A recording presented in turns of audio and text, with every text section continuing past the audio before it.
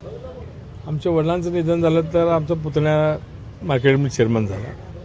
आता जनरली बघतो आपण आता सोलापूर मार्केट कमिटी असू दे, बाबुराणा असू दे, शिवधराणा असू द्या, ब्रह्मदेवदादा माने असू दे, त्यांचं योगदान होतं ते मार्केट कमिटी स्थापन करायला, पुढं मोठं करायला. तसं मेत्री साहेबांचं योगदान आहे म्हणून त्यांनी ठराव केला सगळ्या डायरेक्टरने म्हणून किंवा इथं एक साहेबांचं स्मारक व्हावं, पुतळा व्हावं म्हणून. त्याप्रमाणे ते हे केलं. पण नंतर ते काही परमिशन त्याला वेळ लागला त्याला, त्यामुळे म्हटलं आम्ही बेकायदेशीर कसा करायचा, सर्व परमिशन घेतल्यावरच करू म्हणून आम्ही ते थांबवलं. नंतर आम्हाला करता आलं असतं, ते मूर्ती बसवता आली असती, आम्ही तसं केलं नाही. नंतर इलेक्शन झालं, त्यांचं सत्ता आली.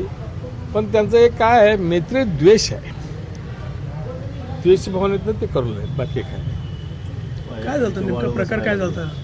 प्रकार काय नाही. प्रकार आम्ही हे केलं होतं, चबुतरा बांधलं, सत्ता आली त्यांची, 3 वर्ष ते गप बसले. आता ते परवा नगरपालिकेचे इलेक्शन झाले, ते मार्केट कमिटी चेअरमन उभारला, त्यांनी पडला ते आमच्या विरोध. मग व्हाईस चेअरमन आमच्या मुलाच्या विरोध जिल्हा परिषद उभारला, त्यांनी पडला. तिथल्या एक डायरेक्टरची मुलगी त्यांच्या आपल्या पाटीलच्या याच्या विरोध उभारली, तिथं पडली. मग ते त्यांना ते जिव्हारी लागलं. ते आम्ही एवढं मार्केट कमिटीमध्ये आमची सत्ता होती, आम्ही एवढं आमदार होतो, एवढं सत्ता आमच्या देशात आहे, राज्यात आहे, आम्हाला पाडले ह्यानी.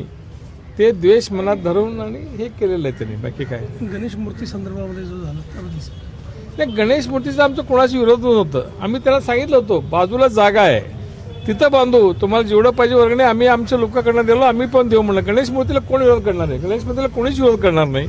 आम्ही आमच्या घरात स्थापन केले, त्याच्यापेक्षा चांगलं गणेश मूर्ती, चला तुम्हाला घरी दाखवतो आम्ही तिथं.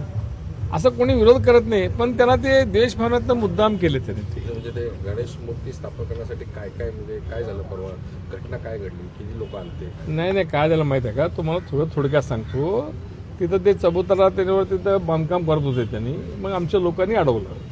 मग तिथं तक्रारी केलं, पोलीस आले, सगळे तहसीलदार आले, सगळे बघितले. तिथं त्यावेळी काय गणेश मूर्ती स्थापन केली नव्हती त्यांनी. मग तिथं DD आणि सगळ्यांनी सांगितलं, बा इथं तू परमिशन घेतल्याशिवाय काही करू नका. SP सांगितलं, SP फोन करून सांगितलं PIला चिल्लावरला, परमिशन नसल्याशिवाय कोणालाही काही करू देऊ नका. मग सांगितलं तुम्ही सगळे जावा इथनं, इथं एक वीट पण आम्ही